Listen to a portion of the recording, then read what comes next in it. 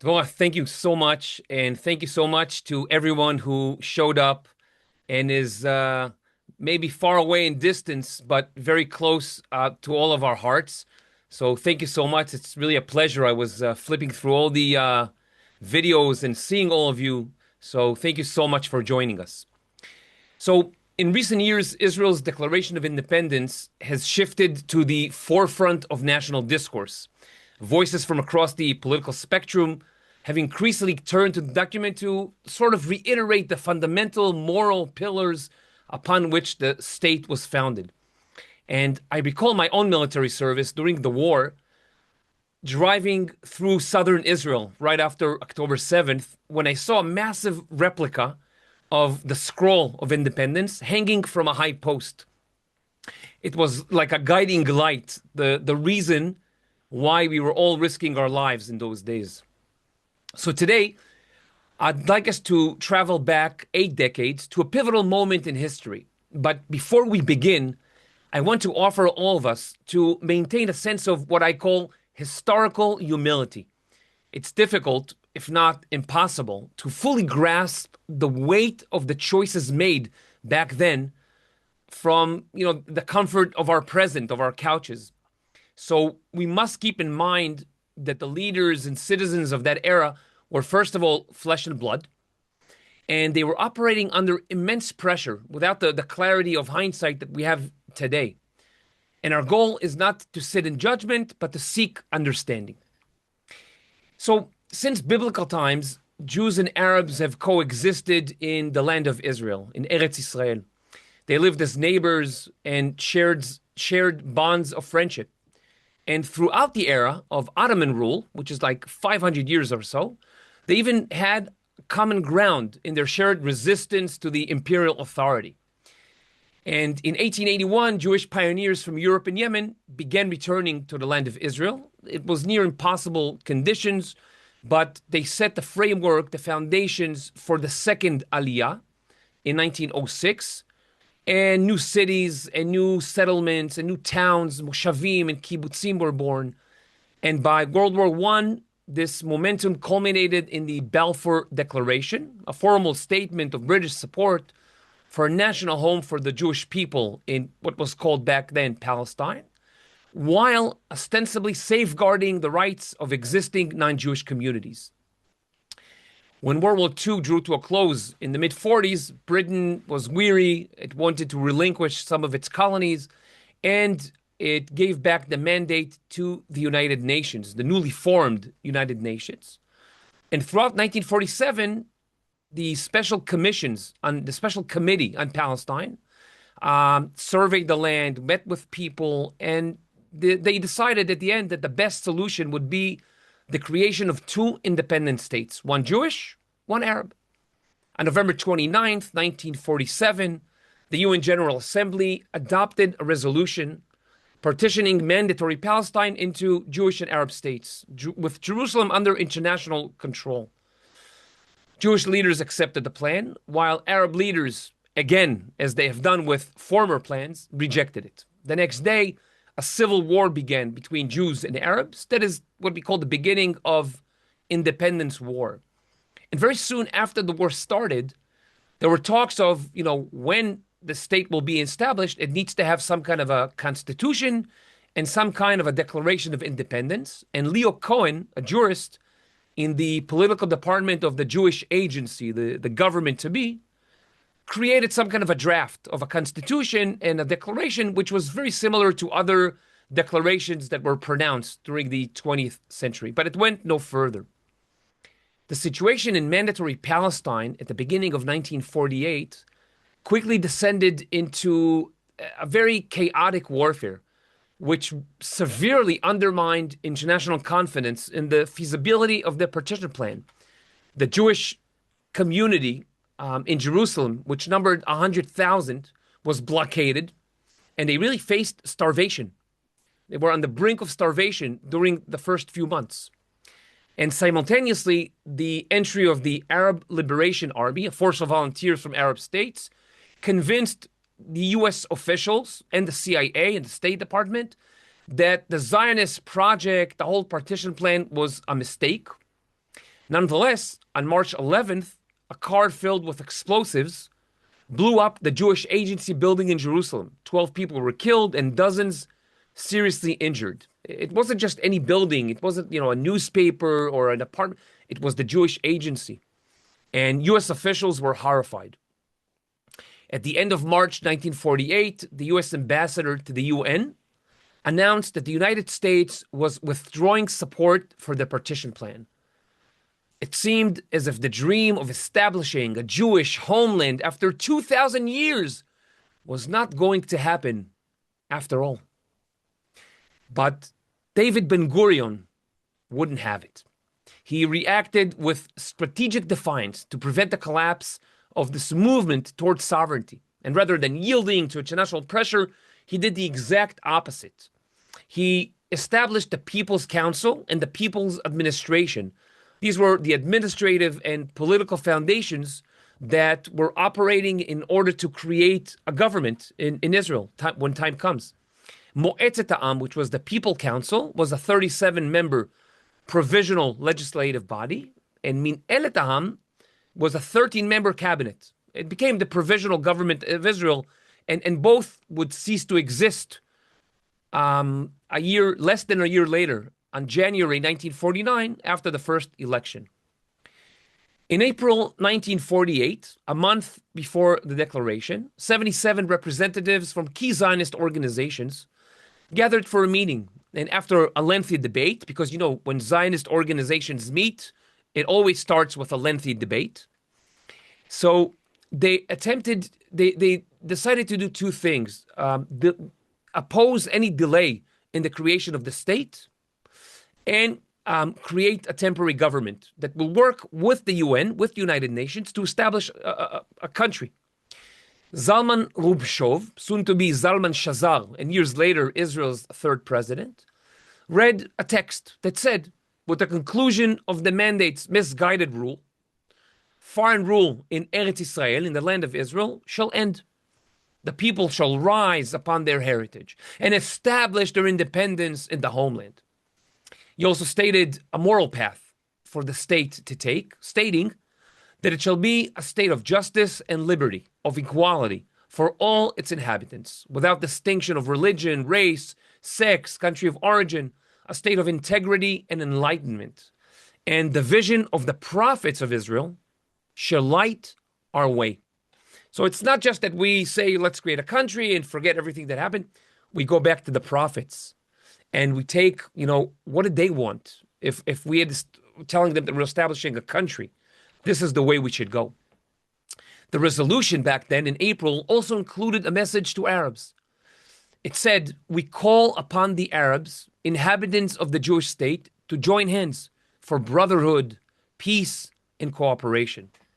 But it was a resolution. It wasn't an actual declaration. And the question is, if the declaration would take place, nobody was sure that day, there was so much pressure. But if a declaration would take place, it would no doubt be a monumental event. How do you pronounce the establishment of a state, a homeland that you've been dreaming about for nearly 2,000 years? Even when I say these words and I lecture a lot in the army, I always get goosebumps, putting myself in the shoes of people that lived 80 years ago and are about to do this crazy thing. So by the end of April 1948, the task of drafting a declaration was given to Felix Rosenblatt. He would be named Phineas Rosen, the first minister of law in Israel. And he was putting together back then the future Ministry of Law. So he gave this task to one of his assistants, a 33 years old Mordecai Beham. And Beham, he was born in Ukraine. He made Aliyah with his parents and studied law in London. Beham received the task on a Thursday evening, and was asked to come up with some kind of a legal document right after the weekend, within a few days. The next day, Friday, was Passover Eve, and then Shabbat. So Beham was nervous, and you can understand why. was one heck of a task. And as the weekend came around, he didn't know what to do. It's the weekend, libraries are closed. What do you do? So the thing is, always find a neighbor with a large library. That's the secret. And that's exactly what he did. He had a neighbor by the name of Rabbi Harry Davidovich. He was a translator. He translated Shakespearean plays and had a large library at his house. Davidovich was a conservative rabbi who served in the U.S. Army during World War I.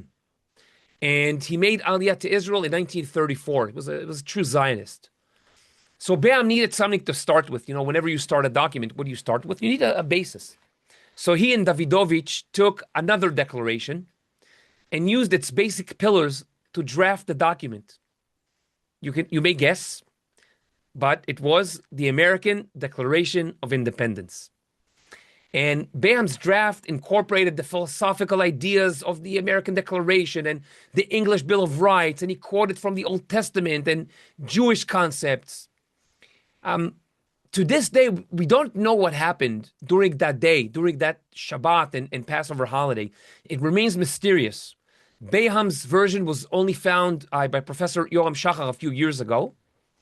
So we don't know for sure what happened, what other texts were used. We don't know how far Davidovich assisted Be'am. But by the end of that weekend, a draft was ready. Now, to us today, it may seem natural, the American Declaration of Independence, democracy, but the Jewish state political mindset at the time was more Marxist nationalism. But the London trade lawyer and the American rabbi used what they thought was a good basis to start with.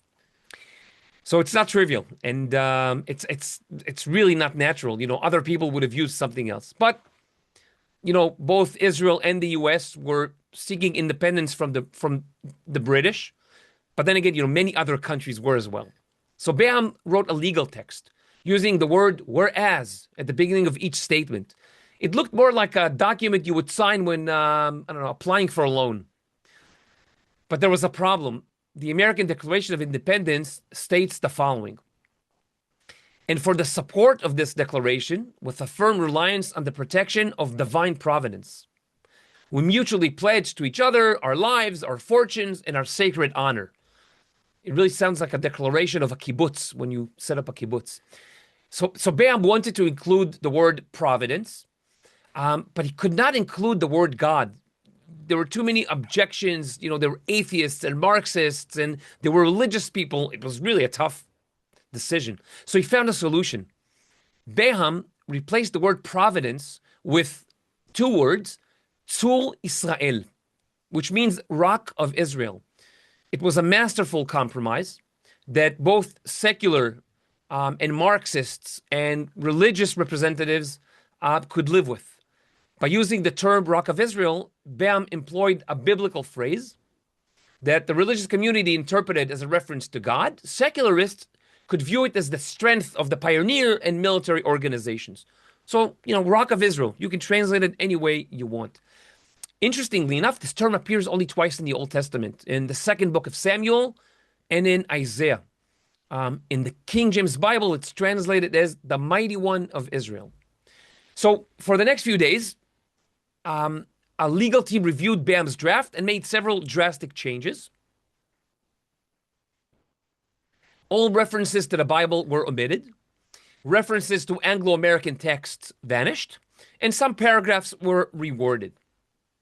Rosenblatt passed the second proposal to another lawyer, Tzvi Berenson, who would later become a very prominent figure and a judge. And again, this draft was drastically changed. The natural rights of individuals were replaced by the rights of the state. The historical Jewish tradition of the state was replaced by the history of the Zionist labor movement. It was very important to, talk about that movement. And once Berenson is done, his draft begins by saying, by virtue of the unbroken historical and traditional connection of the Jewish people to the land of Israel, and through the labor and sacrifice of the pioneers, builders, and defenders who made the wilderness bloom and reestablished it as the national home of the Jewish people. And, it's now it takes that more of a declaration. Berenson also declared that the new state will cooperate with the UN. The UN Universal Declaration of Human Rights was only written in December 1948. So they go back to the UN Charter all the time. Now, here's something interesting. Berenson added a section which defined the new country as democratic and agreed that its borders will be exactly according to how the UN set it out to be. So he declared the establishment of a free, independent, and democratic Jewish state in Eretz Israel within the boundaries outlined by the resolution of the United Nations GA, General Assembly. Following the Berenson proposal, the draft returned to the legal department, where again it was trimmed and fewer promises were made. You know, the less promises you make, the better, general in life. And the legal team that worked on it moved the word democracy to a new paragraph. And it also said it will be a state of liberty and justice and peace in the spirit of the vision of the prophets of Israel and the father of political Zionism, Theodor Herzl, and in accordance with the UN Charter. And again, they call upon Arabs, citizens of the Jewish state, to take part in building our state. So there was a draft, and it was almost ready. But at the same time, another draft was being written by Hirsch Lauterpacht, who was an expert in international law. Lauterpacht was among the most prominent jurists of the 20th century. He was a key architect of the definition crimes against humanity during the Nuremberg trials. And he later served as a judge at the International Court of Justice. And upon request, probably, we don't know for sure, probably by his relative, Abba Ibn, Lauterpacht composed a draft of a declaration, which he sent to Israel. And the draft was designed to exactly align with UN Resolution 181, which is the partition plan.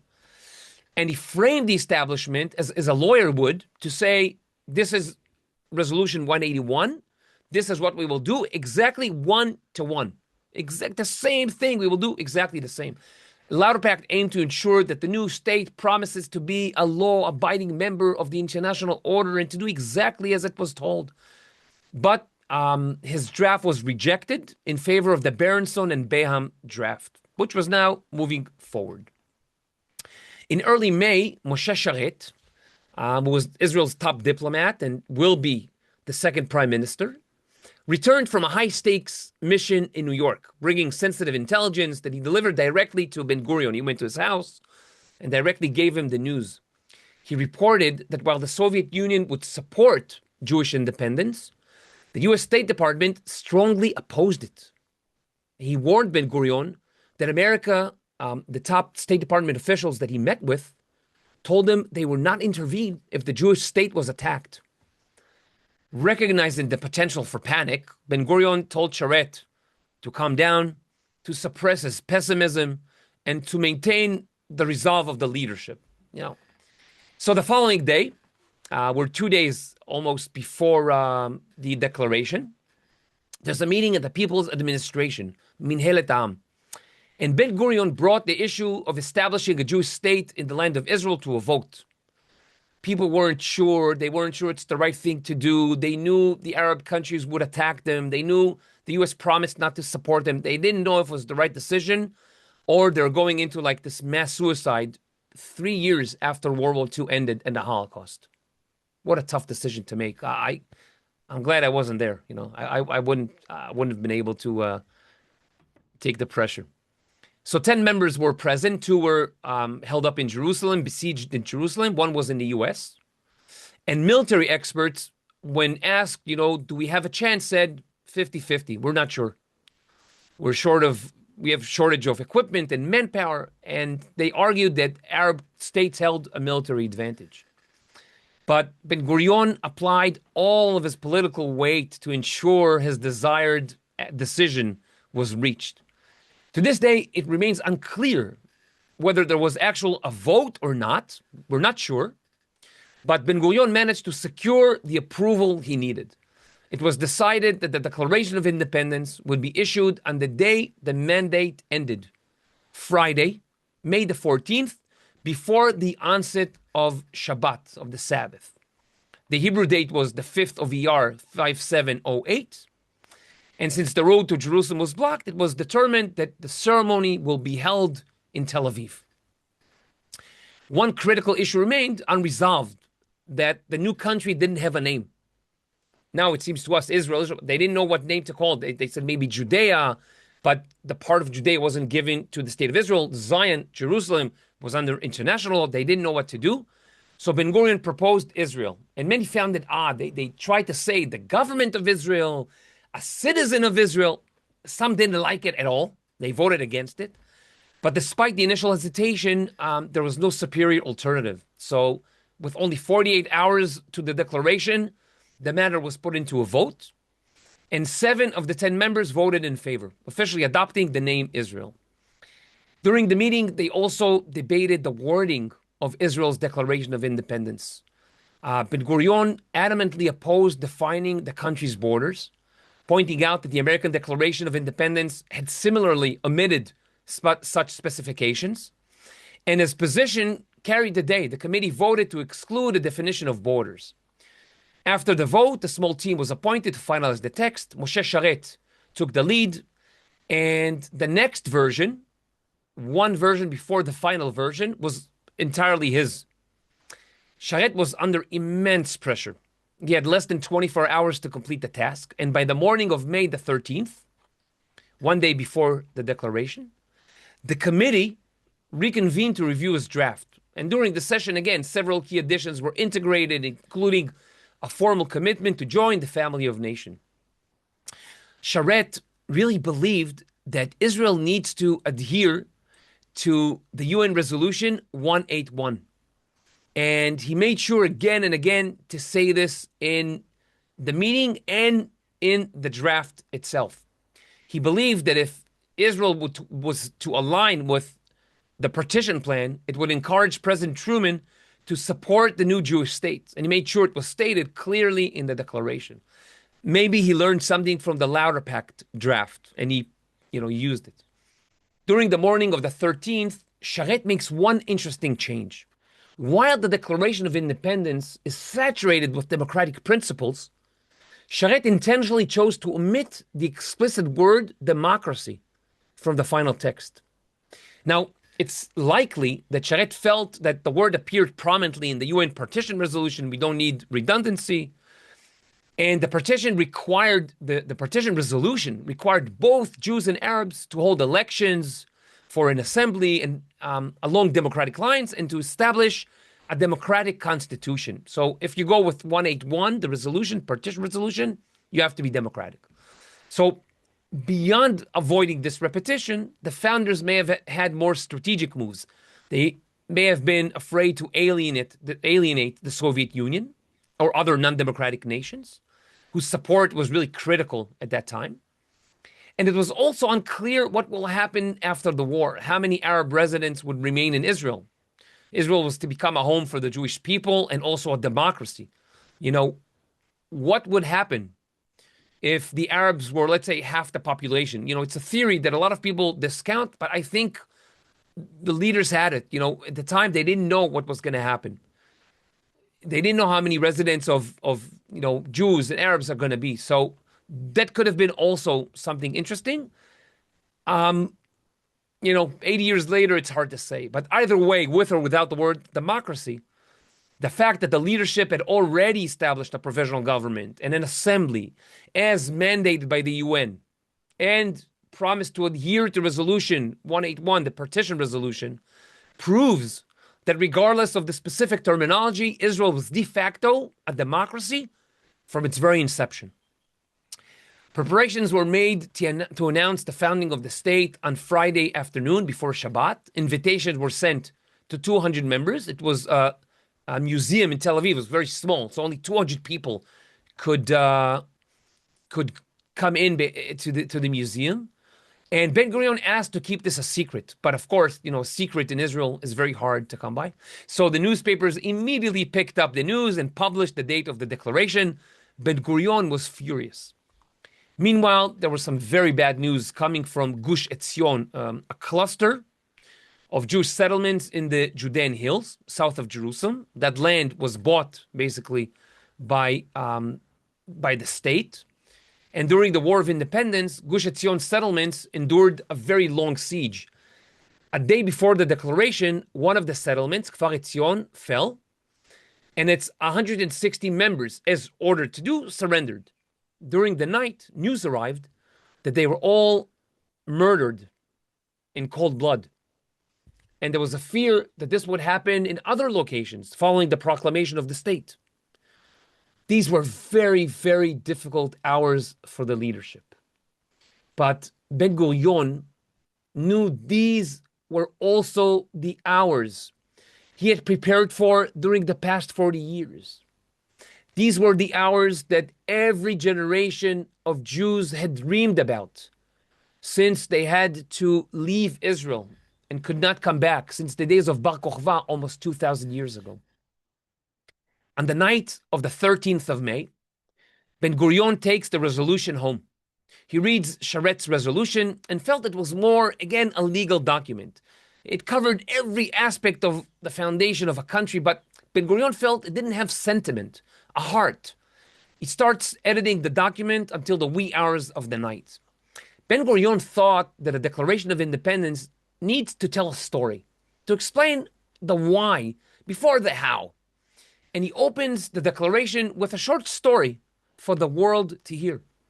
The land of Israel was the birthplace of the Jewish people. Here, their spiritual, religious, and political identity were shaped. Here they first attained statehood, created cultural values of national and universal significance, and gave the entire world the eternal book of books. So that's an opening. And Ben-Gurion removed legal wording. He deleted all the whereas. In Hebrew, it's ve'oil, whereas. He removed everything. He removed all the unnecessary rhetoric. He shortened the draft by a quarter. And he removed parts that call upon the UN and the world to defend the Jewish nation. He didn't want anyone to defend the Jewish nation. He knew it was his and the people of Israel's job. And he also made another very small change, but a very interesting change, I think. The draft said that the government will grant equal rights. But Ben-Gurion claimed the state does not give or grant equal rights. They belong to the people in the first place. The state has to maintain. The state has to safeguard them. And in the declaration, it says the state will maintain complete equality of social and political rights to all of its inhabitants. It doesn't grant, it maintains. That's beautiful, I think. This minor change allows us to understand Ben-Gurion's worldview. In his opinion, the state is not a tool designed to serve. In his opinion, the state is a tool to protect and serve. The state is a tool to protect and serve these exact rights. But the state was not a source of them. It doesn't grant. I'll grant you. No. It has to serve and protect. Anyway, PD. On the morning of May 14th, Ben-Gurion wakes up. Didn't sleep much. He eats his daily kuchmuch that Paula, his wife, made for him. It was a mix of soft white cheese and raspberry syrup. Don't try it at home. And by noon, why by noon? Because if he submits it in the morning, people could have, many hours to argue. He submitted it by noon. He submitted the text for approval in a meeting of Moetzet Ha'am. The meeting starts at 1:50, 2 hours before the declaration was due to be made. Debates, are heated, but they last an hour because, they have to go. There were several objections, as one could expect. Some requested changes to the language. Others wanted to add specifically the word God. Others objected to it, and some were worried that borders weren't specified and the UN wouldn't, like this Declaration of Independence, wouldn't accept it. We don't think about it, but there was an option that the UN and the US would not accept this declaration. Moments before the vote was to take place, Ben-Gurion stopped everyone and said, "This is not the Constitution, but merely the fulfillment of the requirements set forth in the partition resolution." And this way, calmed everybody down. Every party had reservations, but the magnitude of the hour prevailed. The text was accepted at 3 o'clock in the afternoon. An hour later, everyone gathered in the hall of the Tel Aviv Museum on Rothschild Boulevard. Chairs were brought in from nearby cafes. Decorations were bought in stores and hung on the walls. Everything was, quickly. There was no time. And many of the people involved in writing the Declaration of Independence believed it was a document that had to justify the creation of the state of Israel, not a document that will serve as a guiding light. For sure, they couldn't foresee that it will be a guiding light as it is for us today. Ben-Gurion's final version was altogether not very different from the drafts that preceded it. It opens by recalling Jewish history, the work of recent pioneers, such as Herzl and Balfour Declaration. The second part is the legality of the right of the Jewish people to claim statehood, referencing Resolution 181. The third part is the actual declaration. And the fourth part announces its intention to be a democratic nation based on freedom, justice, and peace, without the word democracy, as envisioned by the prophets of Israel, as well as a call for nations to recognize the states. And it extends a hand to the Arab residents of Israel for cooperation. It ends by saying, placing our trust in the rock of Israel, which is, again, a reference to God. The calligraphy of the declaration was entrusted to designer Otte Valish, but he didn't have enough time. So Ben-Gurion says, I'm reading from the Scroll of Independence. In essence, he was written from from paper, from a typewritten draft. Not since the days of the Hashmoneans had Jews declared territory in the land of Israel as their own. After more than 2,000 years, Jews were about to declare an independent Jewish entity in the land of Israel once again. Ben-Gurion read the Declaration of Independence, the Shehecheyanu blessing was recited, and the crowd stood for the singing of a tikva, which had already become the national anthem. In a ceremony that lasted about a half an hour, the aspiration of Zionism and the lifelong goal of David Ben-Gurion and the dreams of 2,000 years of Jews were finally realized. Herzl's hallucinatory vision, put into writing 50 years earlier, the dream of generations upon generation of Jews, became a reality.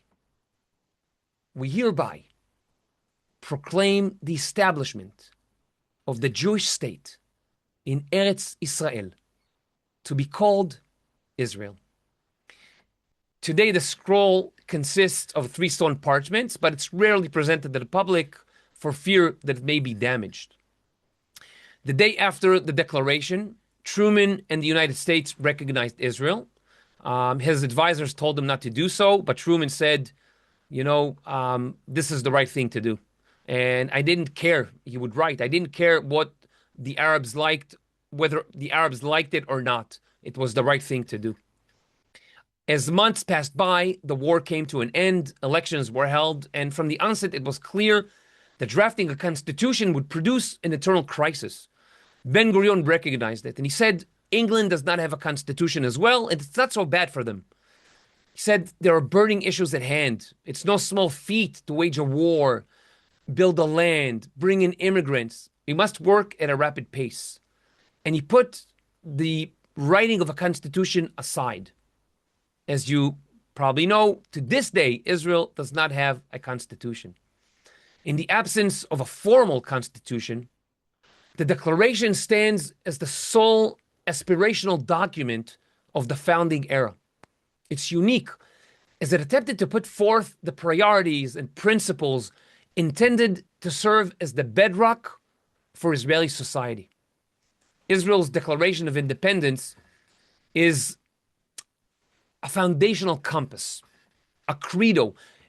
It's an I believe, or in Hebrew we say ani ma'amin. It maps out the ethical and historical path upon which the nation was built.